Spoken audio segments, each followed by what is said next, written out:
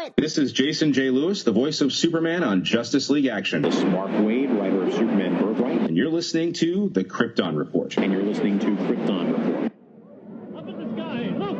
It's a bird! It's a plane! It's the Krypton Report! The All Things Kryptonian podcast, including Superman and Supergirl. We discuss games, movies, cartoons, TV shows, and comics. Find us on Facebook, Instagram, YouTube, and Twitter. It's a bird! It's a plane! It's Supergirl! Hey, everybody. Just letting you know this episode is actually split into two parts because it was so long, and we figured it'd give you a better chance to enjoy. Welcome to the Krypton Report.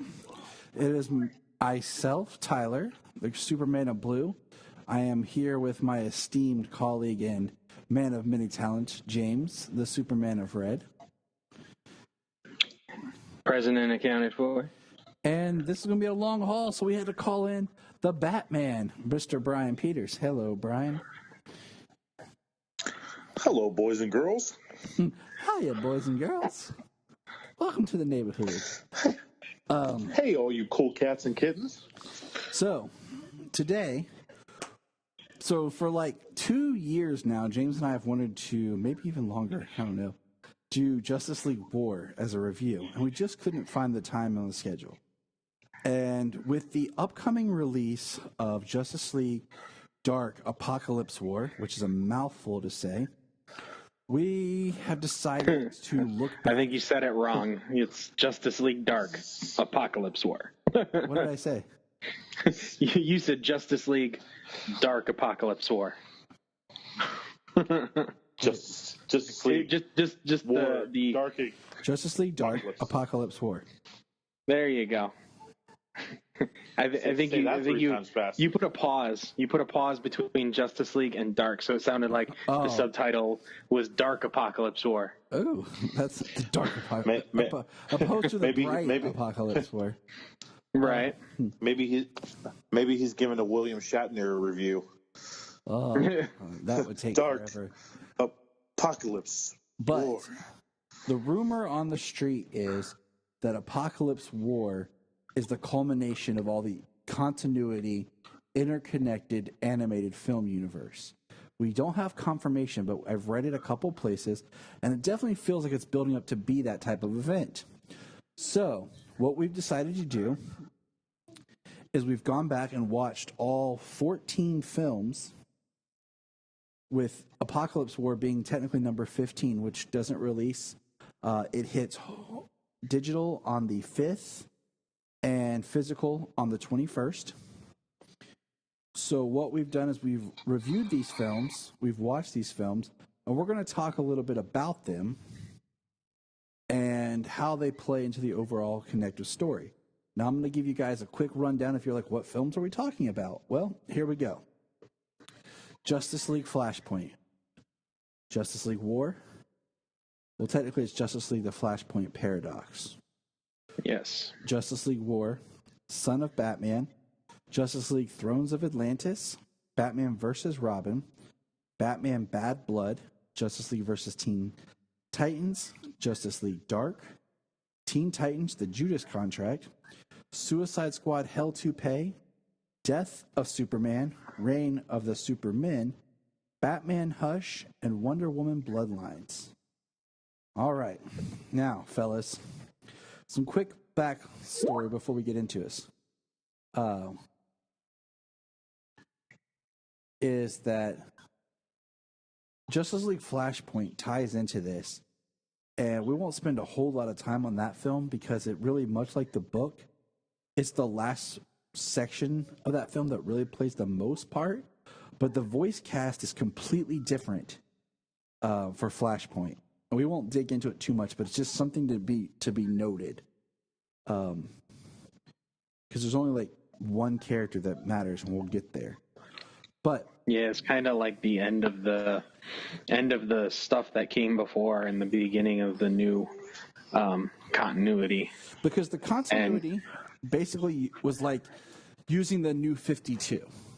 The New 52 launched in 2011, and this film series launched basically at the end of 2013. Yeah, right after Bruce Timm stepped down. Pretty much. So, are we ready, boys? Now, have y'all... Yes, sir. Before we get started, we're going to do that a little bit different. I want you to name your number one and your least favorite film. I tried to rank them all, but I figured it was too hard. This many movies, it was really difficult to rank them all. So we're going to go around real quick, say what your favorite is and your least favorite. All right, we're going to start with Bryan. Go ahead. Favorite. Man, this was really hard. I really like a lot of them. Okay, my least favorite was Bad Blood. Okay. My favorites, I'm kind of torn between Justice League War and Judas Contract. I kind of go back and forth here. Okay, fair enough. I'm probably gonna have to say Judas Contract. Okay, I'll just say that Judas Contract is the better movie. That's for sure. Between those, James, what's your favorite and least favorite? my favorite is The Death of Superman. And I mean, I really don't have. I mean, I guess I do have a least favorite, which might have to be Son of Batman. Okay. So my favorite is Death of Superman. My least favorite is Wonder Woman Bloodlines. And some of these, they're all by marginal things. And we'll get into it. I wanted to do this up front first. So as we get into the discussions, we can kind of pinpoint things. I will say that when I originally was trying to rank them, Justice League War was high. But as I rewatched a lot of them, I realized there's certain things I didn't like about Justice League War. As much as I really thrived and liked the other one. One being that Justice League War has a voice cast that a majority of the cast is changed out by the second film. Our Superman, Wonder Woman, and Hal Jordan all change by the next film, which is interesting when you think about it. So yeah, Alan Tudyk is Superman, which I mean he did a good job, but he usually doesn't play a role quite like Superman. He's definitely a lot more flamboyant, a la the Harley Quinn animated series, Joker and Clayface, and Mr. a number Nobody of others on Doom Patrol. And Mr. Nobody on Doom Patrol. And then we had Michelle Monaghan as Wonder Woman, which I liked. And then we had someone I'm not super familiar with as Green Lantern was Justin Kirk. But of course he was replaced by Nathan Fillion, who had previously voiced Green Lantern in the Emerald Knights. And he was also in... Fillion is a superior choice. Yes, he is. For sure. So, we also had a difference in Stephen Blum as Darkseid. We'll get there. Because there's a lot of little ones that change. Like supporting characters, like Darkseid. You're absolutely right. Stephen Blum was Darkseid in this, and then when he shows up again, he's Tony Todd. The Candyman himself. And in this one, we also have, hold on, it's in my notes. As Steve Trevor, we have George Newbern, who was actually in War and Thrones of Atlantis, but it's replaced by the time we get to Bloodlines. So a lot of these characters are in the earlier films. Talk about a demotion from Superman to Steve Trevor. I mean, yeah. But we're going to get into it. Okay, so kicking off the beginning of our conversation, we have 2000 and 13 Justice League Flashpoint Paradox, which I didn't put a lot of notes in here, but this film, the animation is different. Okay? It's not the animation that we'll come to know as the continuity, but the third act of the film, when Bruce kills Thawne and Barry runs back in time, when he gets back, it bursts the New 52. Just like in the comic, which brings us to Justice League War. Justice League War being based off the Jeff Johns, Jim Lee Justice League origin from the New 52. Yes, the first trade, the first 6 issues of Justice League New 52. Which Justice League War came out in 2014. And some of my notes here state that we actually, in Star Labs, we meet Dr. T.O. Morrow. I don't know if you guys caught that. Yes, did. We get the Darkseid is extremely a massive figure, like just like in the book, like he is huge, like he is a behemoth. Usually Darkseid's bigger, but this is like epically scaled Darkseid. We have all the Shazam kids and their one and only appearance, just the Foster family. Unfortunately. The whole team, like much like in the New 52 book, and I know, James, that you were reading New 52 Superman, and I've started rereading New 52 Superman and stuff. There is a lot of just angst, a little bit more anger and aggression. Well, the New 52 Superman, as I'll plan on discussing with Connor over there on The Last Sons. He comes up a little differently, His parents die while he's in high school, and both of them do. Mm-hmm. So he's kind of on his own when he's coming up, and the world's different in the New 52, as Superman in Superman Lois and Clark points out, that the world they live in is different. It's more like fearful, mm-hmm. and more cynical and untrusting of its heroes. I would say that all plays a part. I would say the Superman in the New 52 isn't a whole person. It's like something's missing, like a part of him is missing. Kind of makes you think about Superman, 2 parts of Superman, like a red and a blue coming together, or, being reborn.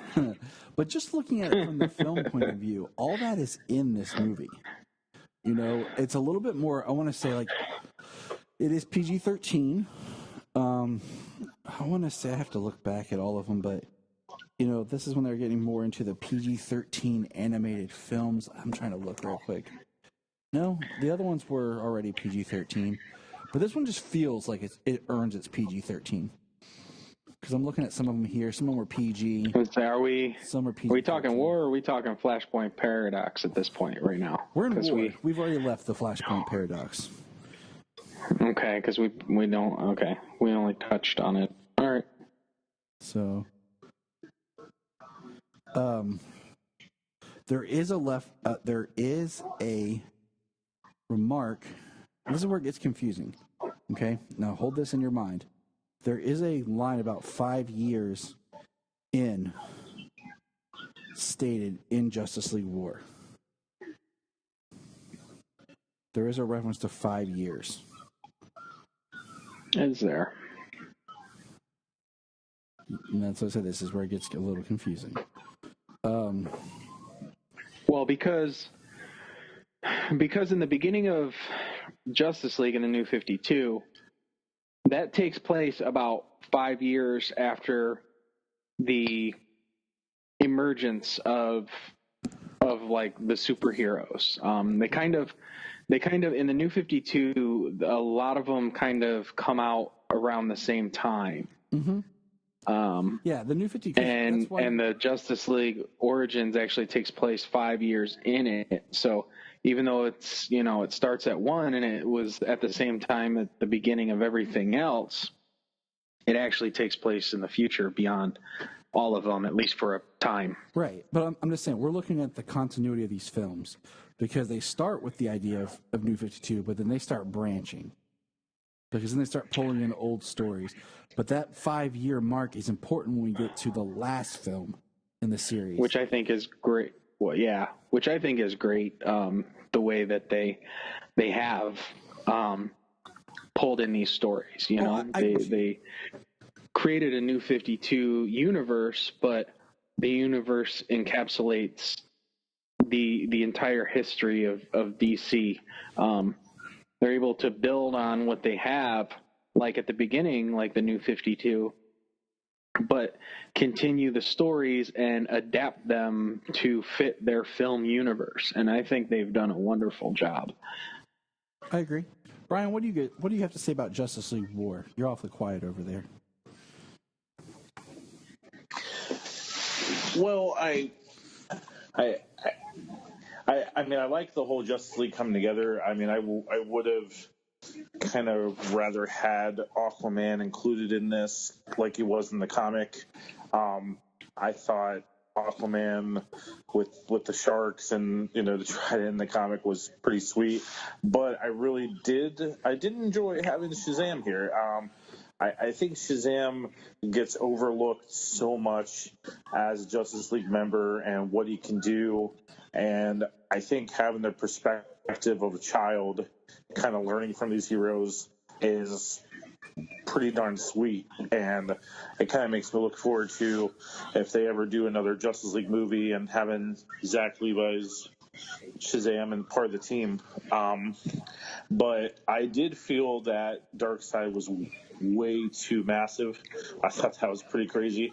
But I like that they incorporated a lot of what Jeff Johns and Jim Lee put together about this team coming together and being able to work together, and Batman kind of being that leader and making the sacrifice to go into the Apokolips and get Superman. And I just think it's a great story. I mean, it is pretty close adaptation of that origin comic, and it sets the stage for everything. In Flashpoint though, you kind of it, and also the kind of problem with War is it starts a lot of continuity issues, which we'll get to later when we talk about Bloodlines and when we talk about Judas Contract. But now, do you know why Shazam is in this movie? Because he's awesome. So, I think they made. Well, go ahead. Okay, so years ago when this came out, I talked to Heath Corson, I tweeted him and stuff, the writer, and he was on a panel on the Nerdist Writers Panel podcast, Nerdist, something like that. And what happened was when they started writing Justice League War, at the time is when there was issues with the Schuster estate, and they thought that there was the potential that Warner Brothers could lose the use of Superman. So they started writing and working on this script and designing it and putting this movie together with the idea that there might not be a Superman in the film, and that Shazam would have to be kind of take that part that Superman would have played. And of course that worked out, but they'd already done so much work incorporating Shazam that they left him in, which, like you guys, I would have liked to have seen Aquaman, but I think what they end up doing makes a better story. I was going to say the same thing. They made the right call on holding Aquaman back for the Throne of Atlantis. They used that shot of the trident and the sharks coming out of the water in Throne of Atlantis.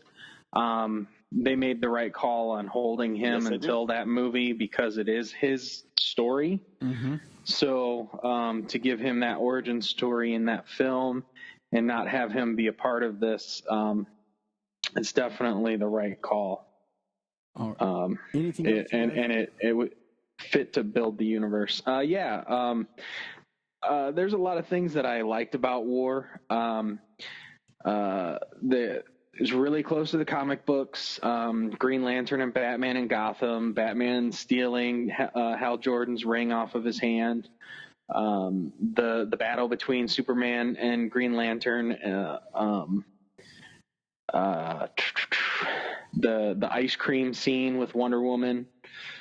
The fight between them. Jason O'Mara is damn good as Batman.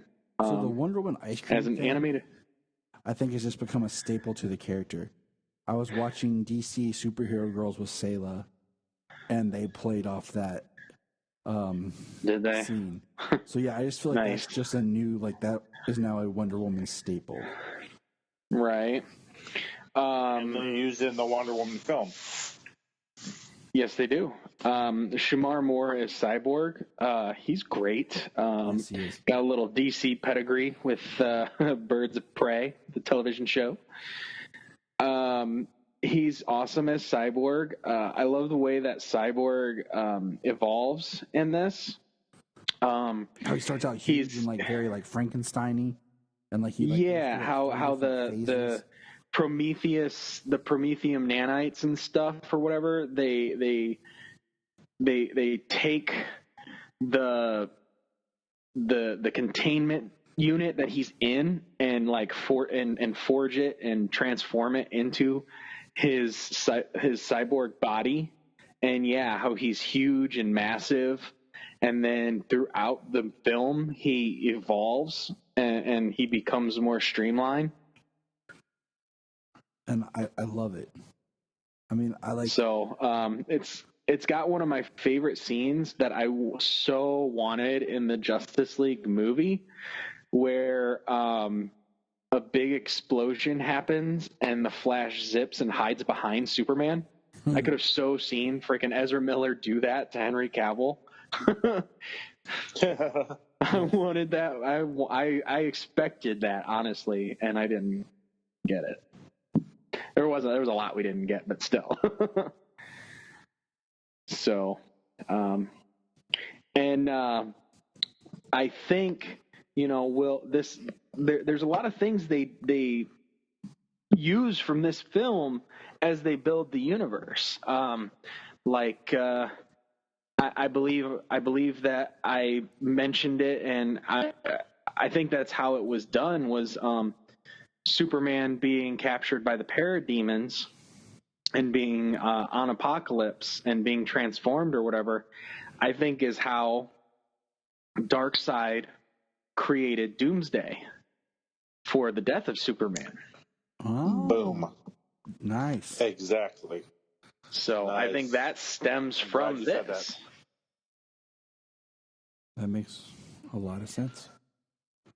I'm so glad you said that. Thank you. Yeah. All right. I think I'm done. There's something else, there's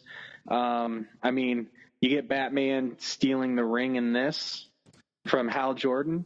You get a callback to that in Justice League Dark when he steals the ring from John Stewart when he's being possessed and controlled by destiny.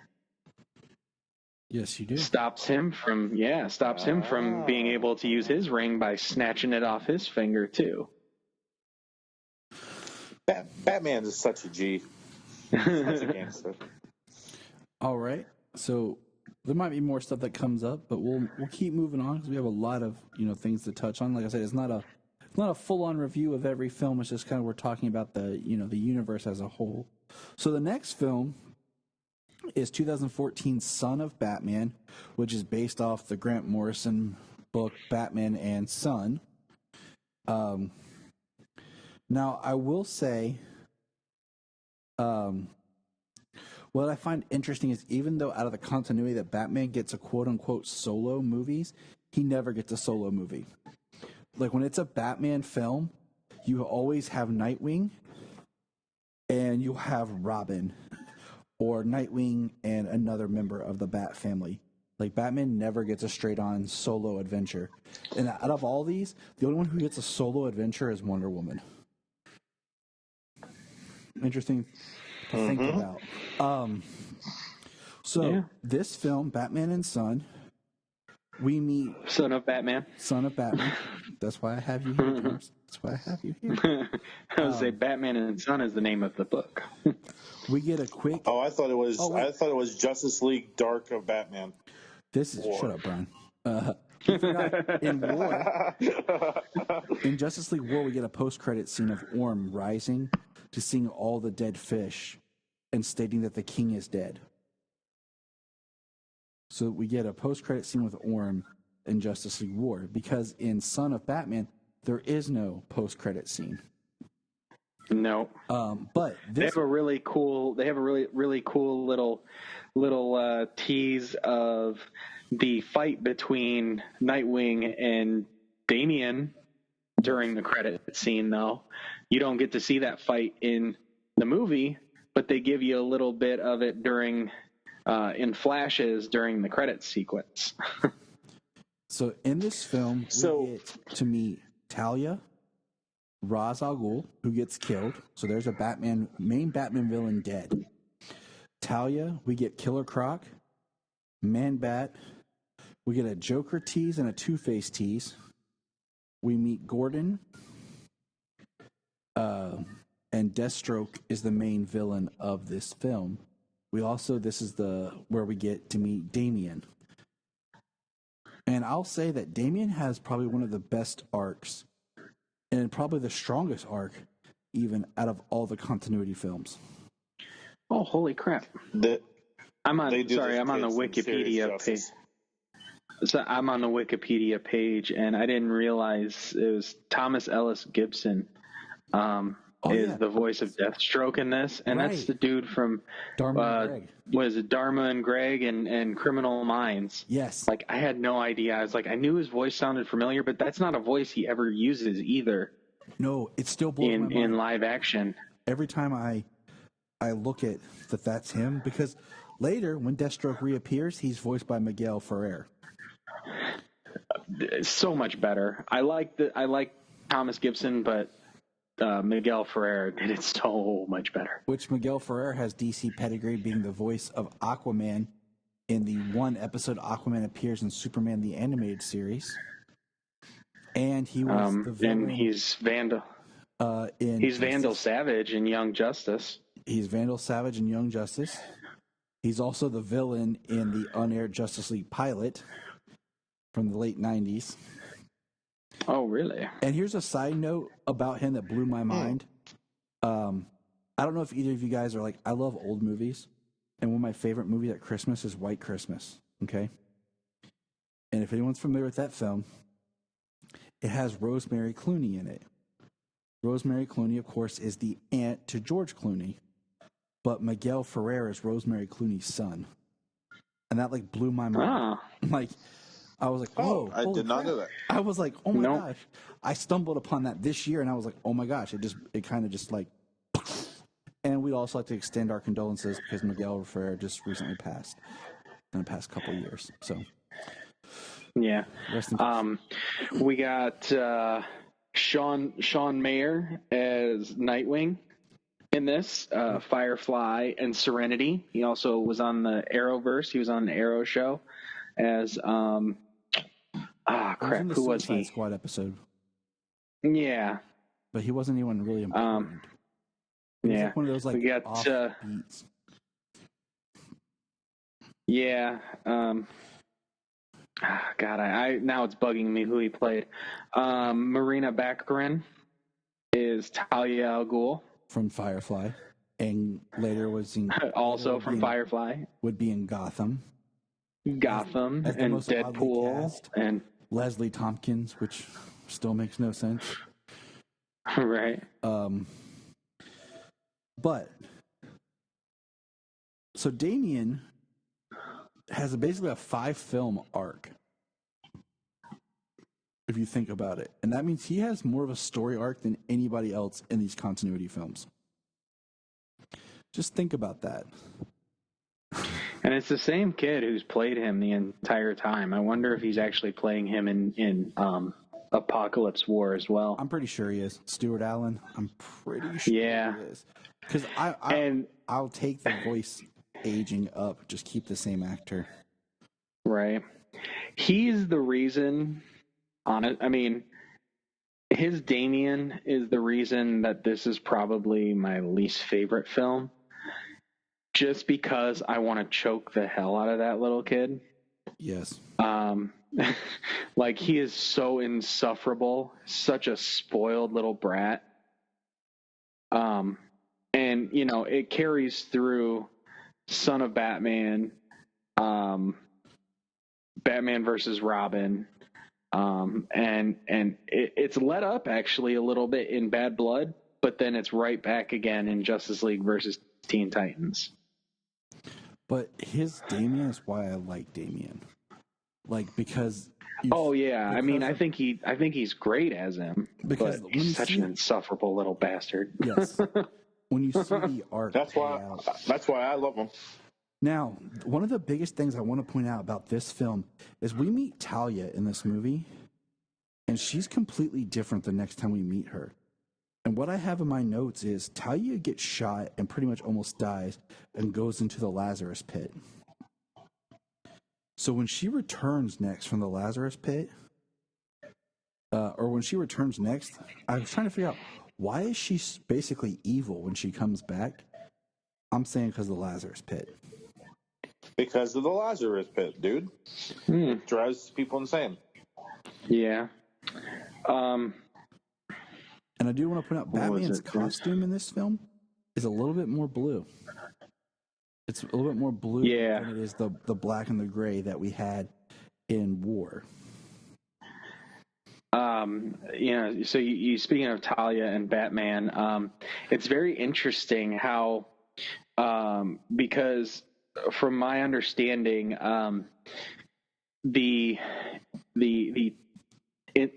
incident that creates Damian, their romantic entanglement, in the original story, from what I understand, it was more of a romantic consensual thing. From Grant Morrison's story, Batman and Son, which I have heard recently, is that he misinterpreted it and went off of memory to write the story where Batman was drugged and he gave in because he was drugged.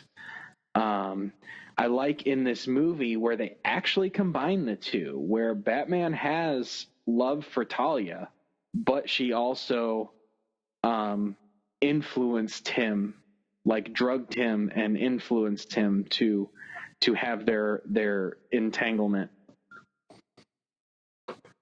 I do too.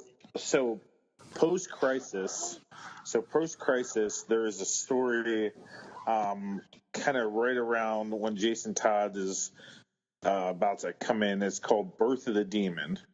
And I think it was originally published as actually a legend story, but it talks about the possibility of Batman and Talia kind of having a romance and having a kid.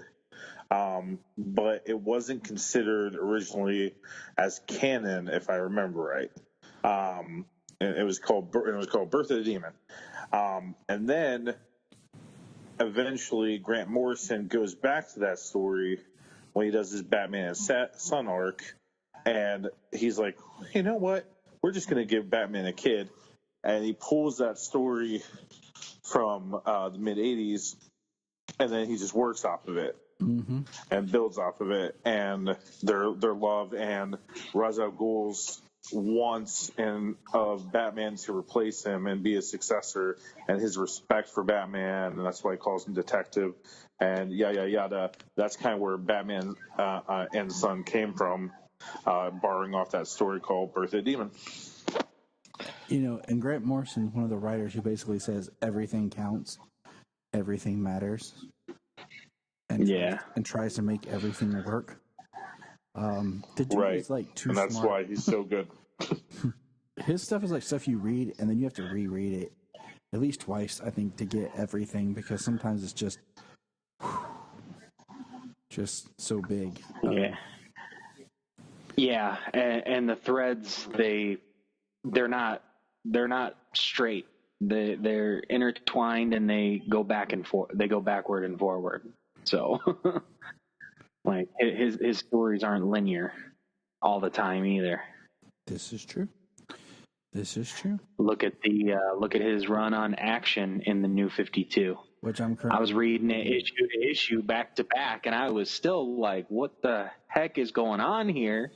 Until I got to the last issue where it started to wrap up, and I was like, oh, now it makes sense. I'm like, now I have to go back and read his run again just so I know how it fits together, and then I can understand it better. Like, one thing that helped me is when I listened to him talk about how you interact fourth or fifth dimensionally, as he explained it to Kevin Smith on his podcast. And I was like, okay, makes sense. Well, I might have to find that one. The old good back when it was really good. When Morrison writes something, like Morrison wrote Batman Prey, Batman Venom, and there were some legend titles in the 80s too. That's kind of what started. Morrison is probably one of my favorite Batman writers, other than Jeff Loeb. Well, he wrote Final Crisis. I need to reread Final Crisis. Me too. You do. But Morrison was writing that because Final Crisis was going into his Batman Rest in Peace story. So it was kind of all flowing together. But Morrison, when he went back on the Batman, and he was doing Batman Rest in Peace, and he was doing Batman Son and the Black Glove and all that stuff, he had this whole entire plan of every single thing was going to tie together and put it all together. And I just respect writers like that aren't just throwing like caution in the wind. They're like, okay, what story do I want to tell? This is my ending. This is where I'm going to go. And Morrison is just, man, he's awesome. But enough about Morrison. How about these movies? So anything else you guys want to touch on for this one?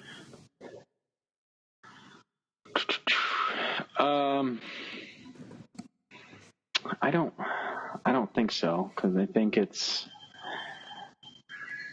Does Nightwing show up in Batman versus Robin? Yep, Nightwing is in every one of the Batman stories. Okay. I thought so. Because I think it's that one. I don't think it's this one. I think it's that one where maybe it's it might be Bad Blood. I don't know. Yeah, they have a touch expanding the universe where he is on the phone with Corey, and he's in a relationship with Corey. That's coming up. I know it's in one of the three. It's either in Batman versus Robin, or it's in Bad Blood. I will say that poor Nightwing gets jacked up in every movie.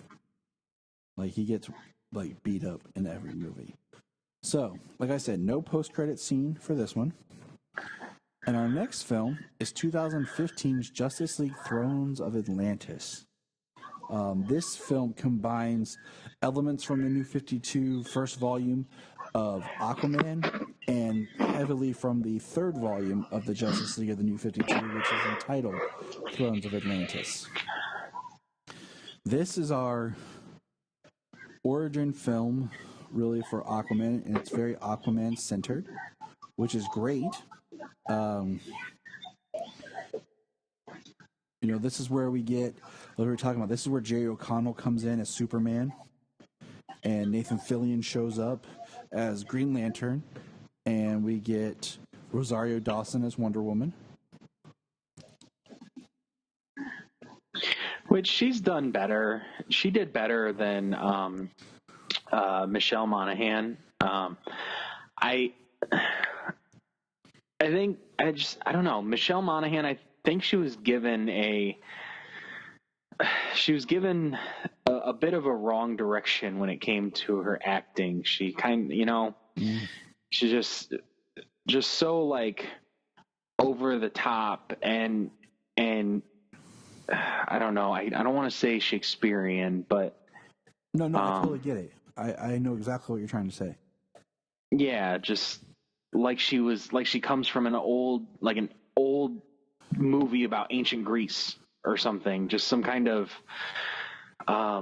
which would have worked in parts of Bloodlines. Right. Not to jump ahead yet, but like where that story goes and comes from, but not here. Or not in War. We should have been past that. I do want to point out this film, okay? This is where we get Superman and Diana's relationship starting, and they do the famous New 52 Superman and Wonder Woman dating. But we do get Lois Lane in this film. And it does plant a little bit of a seed that Clark does have some sort of feelings towards Lois. We meet Sam Lane. We meet John Henry Irons on a construction site in this film. Woohoo! So we meet Shaquille O'Neal? No, we don't talk about that right now, Brian. All right, we just lost Brian. Click. Well, guys, I had a good run. It's been a pleasure. I'm going to go watch Kazam. And we do get Shazam in this movie. You're so tired in the morning. I said Kazam. Go to sleep early. Stop talking to people. Stop. Shazam is back in this movie. Brian, you know that? Yeah, Kazam. Yeah. This is Shaquille O'Neal. No, we're not talking about that. This is Shazam's last movie. Yeah, unfortunately. He completely wait. He completely drops out. Doesn't he show back up at the death of Superman? No. Sitting at the table and they're talking about like the fiscal year of the Justice League? Nope. That's in this one. That's in this film. That is in that one? Mm-hmm. Okay, I messed that up then. Wait a second. No, that's referenced. Hold on one second. That's referenced in Death of Superman. But yeah, Shazam's not there. Martian Manhunter. Hold on one second. Hold on one second. Isn't Hawkman in the background of that meeting too? Yeah, we'll get there. There's a lot of characters that get introduced along the way without actually being set up. But Shazam just disappears. Yeah, this is his last movie appearance.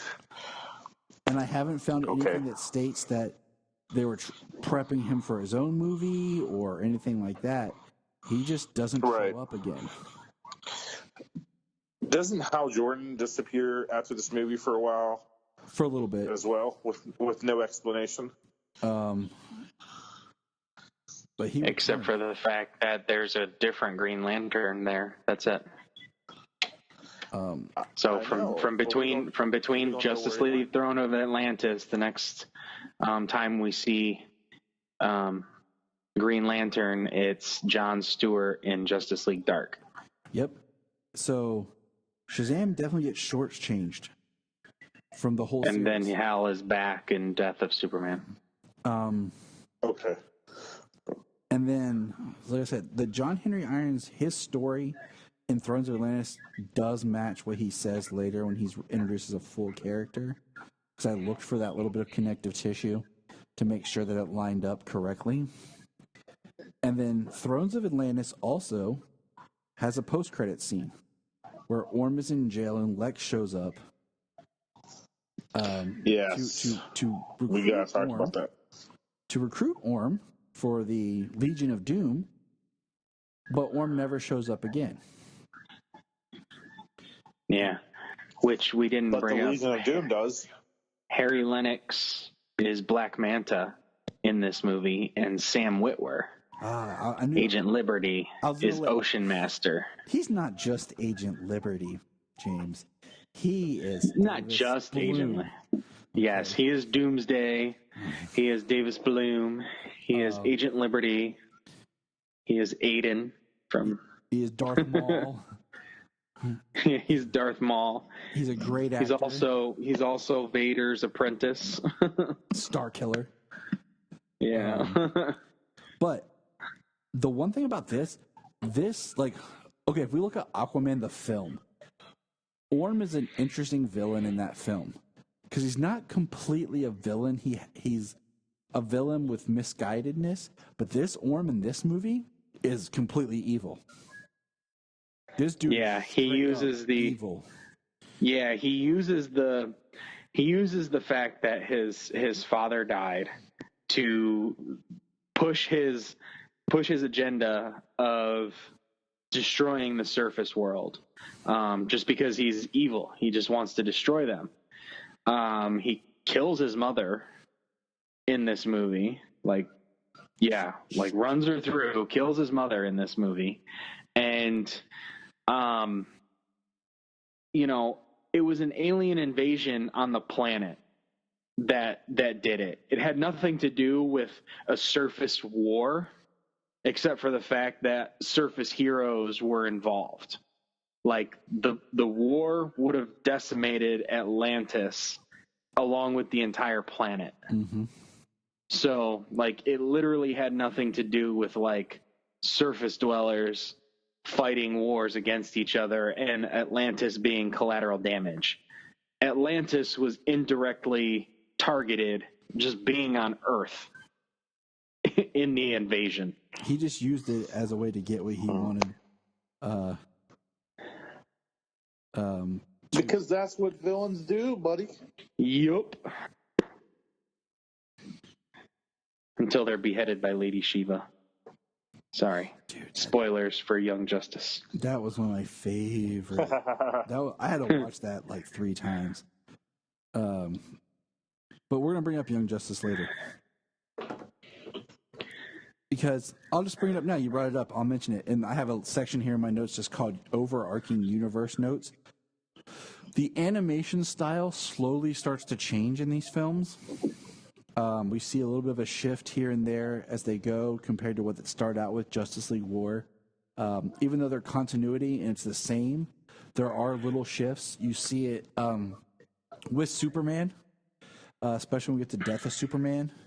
If you look, I'm sure there's different artists who have ended up working on these films over the last 7 years. And in Bloodlines. But if you look at the models of these characters, this same art house that does these started producing Young Justice Season 3.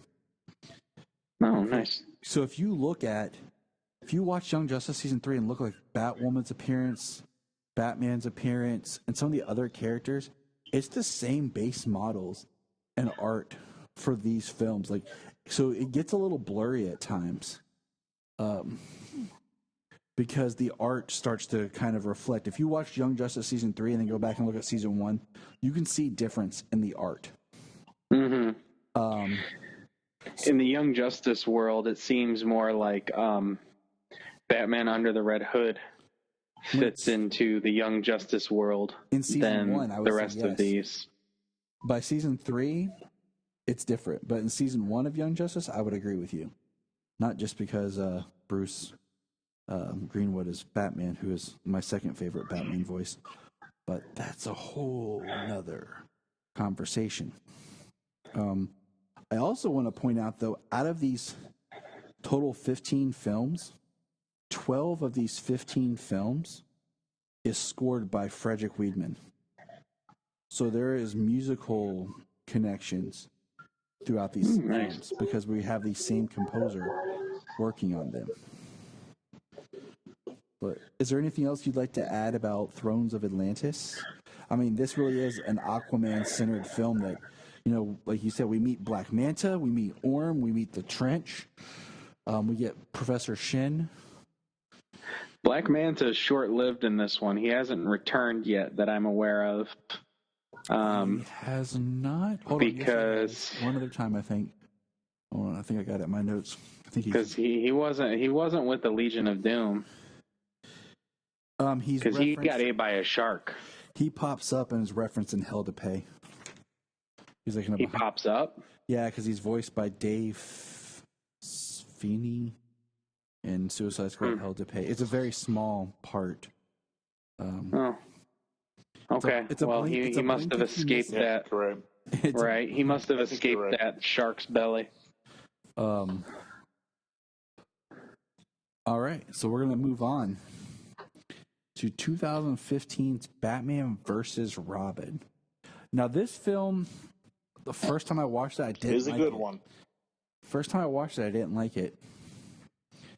And do you know why I didn't like it, James or Brian? Take a quick guess. Batman versus Robin? Really, no, I think that you really love the Court of Owls. And I think that you judged it too harshly because it wasn't maybe what you expected or what you saw in your mind. Well, from what I've heard, because I haven't read that yet, I haven't read the Court of Owls. I haven't read the Night of Owls from the New 52. So I hear that it's fantastic work by Scott Snyder, and the other people who worked on the other Bat books that were involved in the entire thing.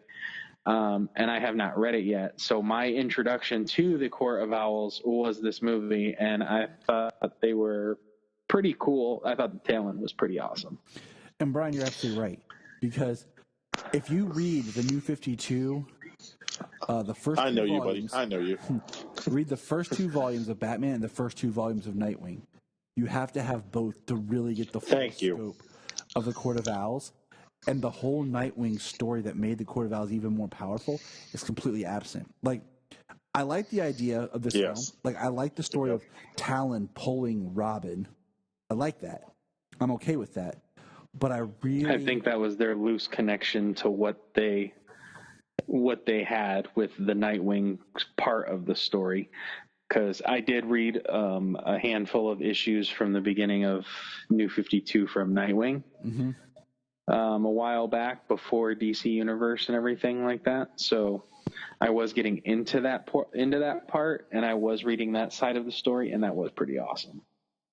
But it just okay. So you did get, like, you know how Nightwing ties into the court.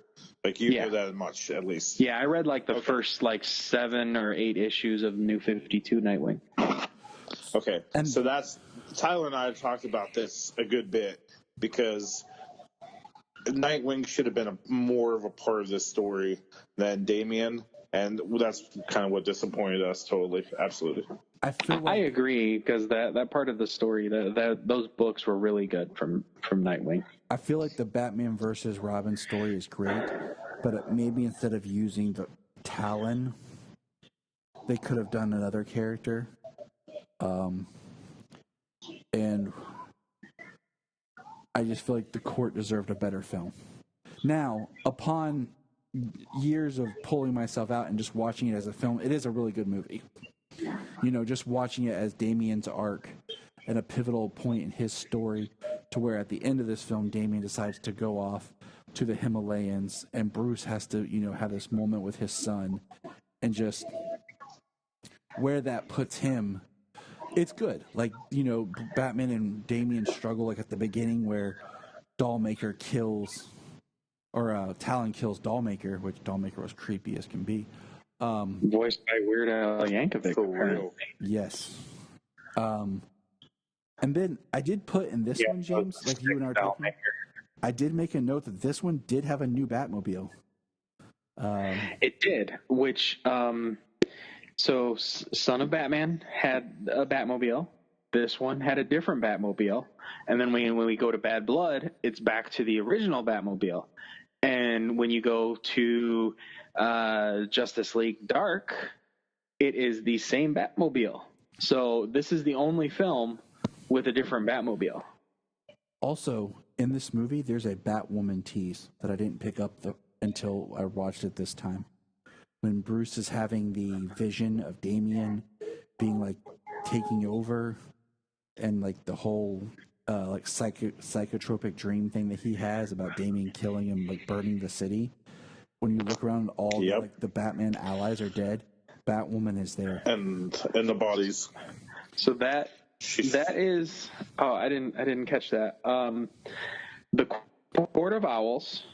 So, like I said, I haven't read. So, the Court of Owls is one reason why I like this movie, and then also that dream sequence from Batman, and that story is in the trade of Batman and Son, as more of I don't know what it is, if it's like a possible future or something, or what. I don't know exactly what it is, because it seems out of place. Well, it is out of place. Well, that was actually it was like a possible future, because that issue that you're talking about was issue Batman 666. Oh, that makes sense. So, I think they tied that issue into this movie really well as some sort of nightmare scenario that he hallucinates. Yes. No, I agree completely. I think it did really well. I liked it. I do want to throw this out there for everyone who's listening. I watched all the films in order, but I did flip 2 films. I did watch Justice League and then Justice League Thrones of Atlantis back to back, so I could watch the Batman films linearly. And it really does play out really well if you watch Son of Batman, into Batman versus Robin, into Bad Blood, and then into the Teen Titans versus Justice League. Because you see Damian's and then Judas arc. Contract. Yeah, you see Damian's arc stronger, and there's a lot of other connective tissue that you see. Like when we get that's the way I watch them too. I go War, Throne of Atlantis, and then go straight into Batman's. Yeah, you told me that, and I was like, "Oh, that sounds really cool." So I watched it that way. This watch through, and I like that. It also is cool because I feel like you also get more of the Justice League story by putting those 2 Justice League films back to back. How War ends, where they're like, "Oh, we're the Super 7," because Shazam, they're not really together, and then of course in Thrones of Atlantis. It picks up, and they're still not quite the Justice League yet. But I did find this movie, though, odd that we get a random woman that's like dating / courting Bruce, that we had not met, seen, and she's kind of just one and done. Yeah, I don't think she was ever in the comics either. I did like the twist that she was the Grand Master of the Court of Owls. That was nice. So, like in the well, no, I don't want to ruin the comic for James, but I was trying to remember. Yeah, the Grandmaster in the comic was somebody he knew too, right? It was like someone on the board or something. I don't know. It is. There's also a whole nother like thing in the Court of Owls that comes out, which actually comes to fruition more in the end of Batman Eternal. Which Batman Eternal is a really cool story. Yeah. It starts off good and ends good, but in the middle it gets so just mucky because they tried to do it for 52 issues, like as a weekly book, and it just was a story they should have just done as a shorter volume because it was just so stretched out. Well, wasn't Eternal done during Zero Year? And that's why that was really confusing for me. I have a theory. What was in? Go ahead. Scott Snyder's Batman. Like, I feel like everything he did except maybe All-Star Batman is connected.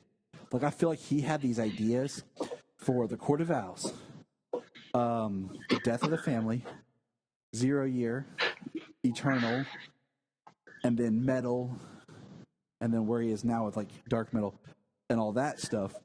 I really feel like he had all this kind of planned out, and even his last night on Earth. But because the way DC was moving, they're like, "Oh, we got to do this faster." So while he was doing 0 Year, and I think they decided to do what would have been his next plot line as Eternal to get that story out faster, because they were heading towards this event, this story down the line. Because if you read 0 Year, and then you like, because Eternal picks up threads that are hanging from the Court of Owls and really caps off the Court of Owls story. And then you see the threads in in Scott Snyder's Endgame pick back up in Last Night on Earth. So it really feels like all his Batman's kind of connected, but he had to spread it out in these different ways because of how DC kept cranking and changing and moving and Event Book and Rebirth and all this, that he didn't have time to really do his Batman the way he wanted to do. Makes sense. I do want to read his stuff from the beginning of New 52 all the way up, because I read all of his Justice League, and I read all of his Last Night on Earth. So I've got a bunch of stuff there, and when I was reading through Superman and Action, I got to 0 Year, and kind of during my read through, like I said, like I told you before, Tyler, when I'm going through and I hit like a storyline like that, like I kind of just pause on that run that I'm reading, and then I read that whole storyline. For the most part, I read for the most part of the storylines that I've run into. Like, I read through all of Superman, and I didn't touch Convergence. Like, Convergence is got to be its own thing. There are so many books there. Yeah, like, I want to go back and reread Convergence. I know we're kind of getting off topic a little here. But yeah, I do want to go back and read Convergence just because I am rereading stuff, and that's where it gets mucky with where Superman comes into play and then how Rebirth works. So I am going to reread Convergence probably here soon, just because I have been doing so much rereading with this extra time I have at work because business gets slow. So I do want to point out some quick notes about the universe. One, we never get a Green Arrow. We get a Speed tease, but we never get Green Arrow. Yeah, that is very disappointing. We never get Supergirl, and the Flash gets shortchanged. Like, he never gets more than just the Justice League appearances. Yep. And it really bums me out. Now, our next film is Bad Blood. And I'm going to let James, you take over and introduce Bad Blood real quick. Start the conversation. So, okay. Bad Blood is a story where Batman disappears. We get the introduction of Batwoman, Kate Kane, and Batman she's involved in trying to stop some people, and Batman during an altercation gets blown up and disappears and is gone for weeks, and Nightwing steps in to take his place because Gotham without Batman tends to go down the crapper, fall apart. Yep. And so this movie is where like the Bat family expands from just Nightwing and Damian Wayne and Alfred. And I like Nightwing is here, and he takes the mantle of the Bat. Damian returns from the Himalayas. Nightwing allows Batwoman to join them, and they introduce Luke Fox as Batwing. And I like that. I like that we got kind of this fresh character of Luke Fox, because we haven't seen him in anything else. Yeah, I don't think we see him ever again, do we? Nope. This is his only appearance. Or do we see him in the teaser for Justice League Dark Apokolips War Esquire? I don't know, because I've only watched the teaser once, because I kind of want to just go into the film a little bit more, and we'll talk about that when we review that. But yeah, as far as Batwoman as well, this is her one and done. Right. We do get, okay, so this movie's where Talia returns, and she is evil. We get more Batman villains. We meet Tusk, Electrocutioner, Firefly, Copperhead, and of course the Heretic. I thought the Heretic was awesome. They used him in this. Should have been Jason Todd. So in my recollection, there was in that Batman and Son book, I believe it was that book, there were like a number of different Batman type characters. Am I recalling that correctly? And the Heretic was one of them. I don't. But he remember. was less of a. Let me pull it off the shelf here. Hold on. He was less of a character because there was like 3 different Batman type characters. There was one who was like a Bane, like huge type character, and then there was one like the Heretic, and then I can't remember the third one. See, I just remember the Heretic from later when he actually killed Damian in Batman Incorporated. Yeah, I don't recall the Heretic being in Batman and Son. I know there was a story I read that there was like 3 Sensei or something.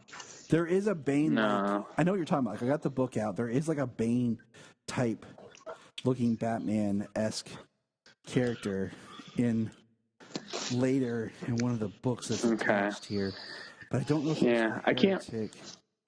Right, I can't recall. It's been so long since I picked that book up. I can't remember because the only time I read that book was when I got it because I won it at like a trivia thing before The Dark Knight Rises. So that's as long as ago since I've read the book. So it's pure memory from that point. I know I'm pretty positive there was like 3 different types of characters. One was like massive. Okay. In part 5 of the story, there is a giant guy with a bat hood beating the crap out of Bruce. Mm-hmm. Hold on. I have not read this in a long time. Hold on. The locker room smells so thick in here, it's like weather. Makes me think of board meetings, the stock exchange, executive washrooms. It's testosterone, alpha male hormone. I guess I'll have to take their word for it. And then, but he doesn't look like much of a cop. And this giant guy that looks like Bane, and he's wearing like a little tank top that has a little bat symbol on it. This guy's huge.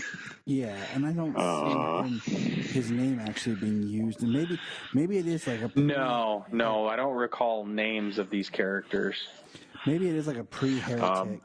Because I remember when the Heretic actually shows up. I have the Death of Robin book somewhere. It's in my long boxes. Okay. But of course... But we do...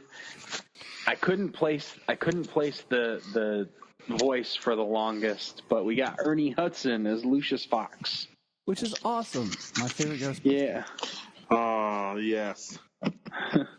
Yes. Yeah, I think it's just a member of a Talia hit squad trying to take him down. What I can recall is those characters were clones of Damien, like the Heretic. Yeah.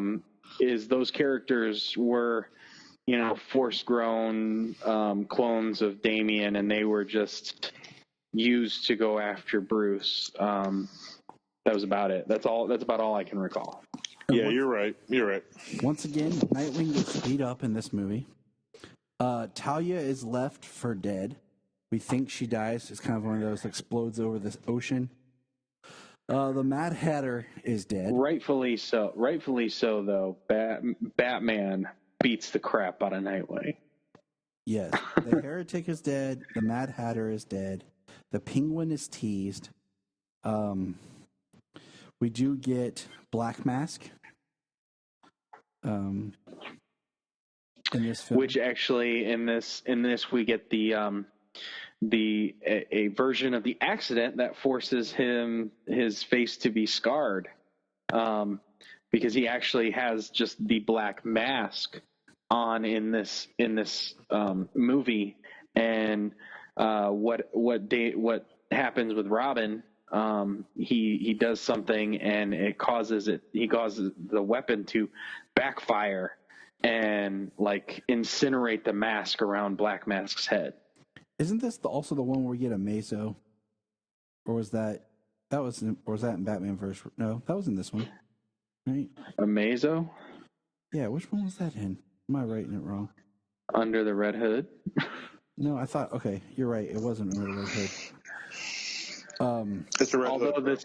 Although this dock is used in multiple, that same dock yard is used in multiple Batman DC properties. It's used in Young Justice, this exact same dock. And it's used in Under the Red Hood. It's used in this movie. It's used in Young Justice.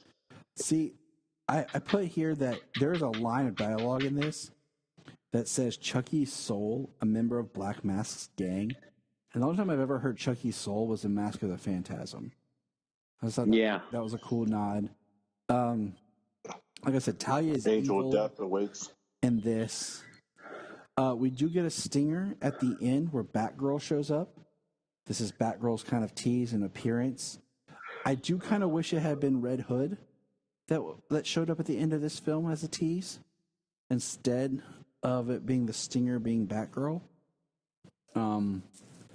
Because when with that being a stinger, she's used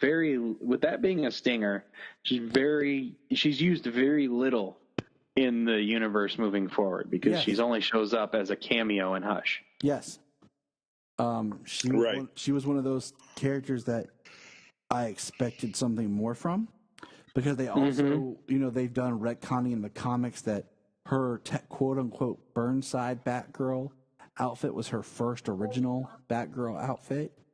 And that's what we see her appear in, which, if you're thinking of it we're talking about change, that Batgirl outfit took place in the DCU, which is YOU, when they did their little soft reboot in the middle of the New 52, where they all of a sudden, somehow Barbara was a 30-some-year-old woman to all of a sudden now being a 19-year-old girl.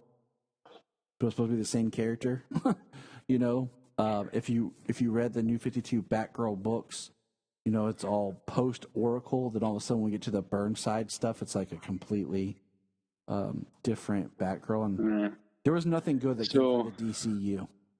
That's why we needed to So this movie here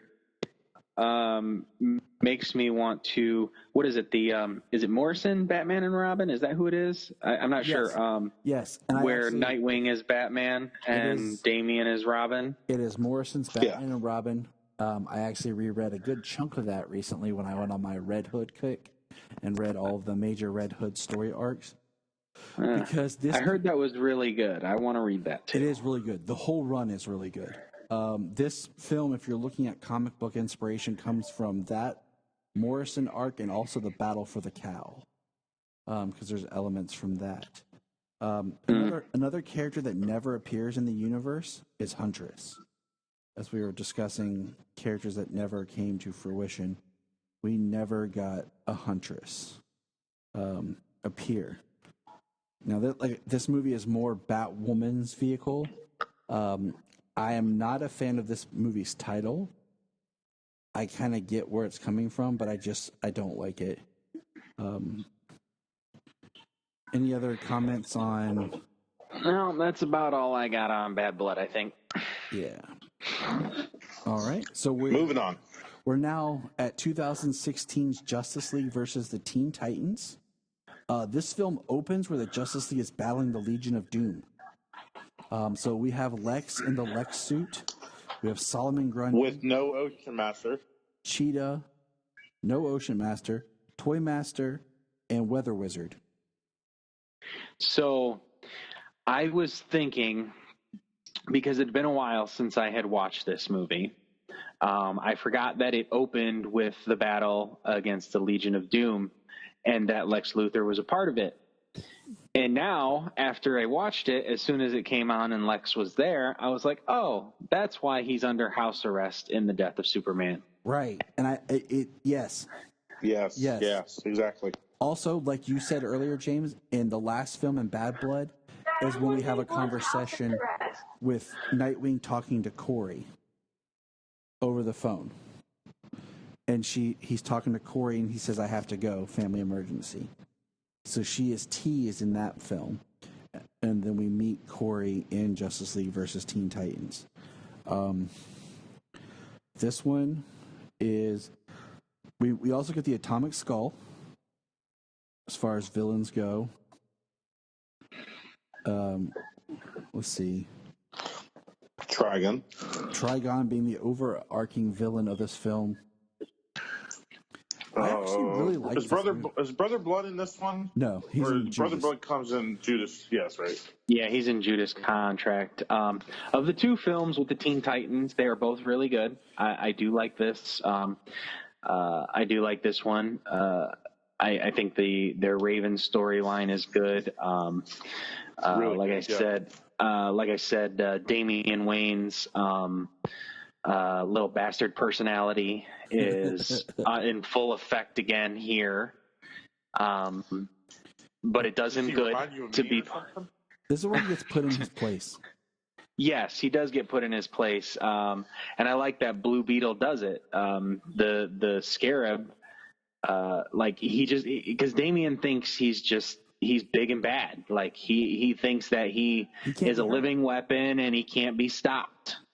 And me, and the Blue Beetle, the Scarab, in defending itself and being annoyed at Damian Wayne's jackassery.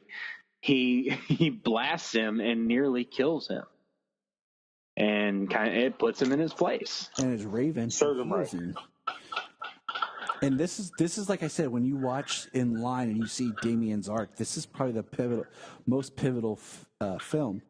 In this film, we meet Blue Beetle, who's playing kind of the role of Cyborg in the Teen Titans, because Cyborg being right now a member of the Justice League. We have Raven. We have Starfire, who we do have the Teen Titans dynamic, where you have Dick Grayson, who was once a Teen Titan, as Nightwing. I do like you did bring up Cyborg. I do like Cyborg in this movie because they give him a callback, because he went straight to the Justice League, but they reach back. He's still a young man. Yep. He's probably he was looking to go to college. So I put him in Justice League War. So yeah, he was like a senior. He was like 18. So however long it takes, he went from being an 18-year-old teenager to running with the Justice League. It's nice for him to have, and that's why he connected with Shazam, because he was a younger man. And it's nice of him to have people his own age in this film, and that's kind of why he rolls with the Teen Titans and why he shows up at the end with the Boom Tube pizza, 30 seconds or less. We do get a mention. That sounds pretty good. I know, pizza sounds right? Good. I'm like in the mood. We do get a mention of Kahndaq City in this film. When they're talking about finding pieces to build the portal to bring Trigon. Trigon, voiced by John Barenthal, Shane from The Walking Dead, or the Punisher. The Punisher. I do love Raven in this movie. I do love her story and just how we see how powerful she is, but how strong she is. The part I think that's great in this is when she talks about what she did and how Trigon killed and came to Azarath. And they're like, well, where is Azarath? And she's like, that's fantastic. She's like, we're there right now. And when they have to go to the Hell Dimension to stop Trigon, and Damian's like, no, we're going to go with you. And, I'm not sure if that's how you pronounce her name, but Taysa Farmiga or whatever. Taysa. Yeah. I love her. She's amazing. She's awesome. I love her in American Horror Story, and just her voice is perfect for Raven. I'm so glad she's going to be back again in Justice League Dark. The only thing is, she's the sister to Vera Farmiga, and they put her in The Nun, which is connected to The Conjuring, but yet they didn't make the characters related. That annoyed me because they look so much alike. But but that's just me. But yeah, I do like. Yeah, I was glad to see her in The Nun. I do like that. We have Damian coming into his own, because one of the best scenes is when he says, we have Batman, Wonder Woman, and Flash, and Superman being possessed by these Trigon demons, and Damian says, "Father," and everyone's like, "Father," and they look at Damian standing up to Batman, and they're like, "Whoa." And then when Beast Boy is like, "What he's like, what? You have a way to take out Superman?" And he just gives him this over the shoulder grin. He's like, "I think he does." And this movie does end with the tease of Terra showing up, which is important. So, anything else on Justice League versus Teen Titans? I think it's for having the two films being focused on the Teen Titans, it's really good because it shows the family dynamic between all of the characters, how they're there for each other no matter what. Like, they don't know anything about Raven. They're there for her. Blue Beetle, they don't know how dangerous he is, that kind of thing. And then, in and in this, Corey's idea that she gets from Nightwing to help the team bond is literally fun. They go to a carnival. And it's, that's how teenagers, how kids would get to know each other, get to bond, not through training and stuff, but like actually getting to be themselves in a regular setting. And then we get some stuff like that in the other Teen Titans Judas Contract, when they have a birthday party, an anniversary party for Terra. And they just get to be friends, So they did a really good job of getting what. Now, I've never read like the new Teen Titans, like the original Judas Contract, but I heard that run was I heard that run was a lot about the family dynamic, the friendships, not just the action, but the dynamics between the characters. And they really put that into these two movies. And I think that's something that they're playing up in the Titan show on DC Universe, but maybe too much. Now, I will say, in chronological order, the next film, if you're following along, is Justice League Dark. But I kind of want to stay on the Teen Titans right now and just talk about Judas Contract. And that's where we're going to put a pin in this episode. So the next one picks up right there where we broke the conversation. So if you haven't seen the films, you get a chance to catch up with us. And we'll catch you next time. Look up in the sky. Look up in the sky. Look in the sky.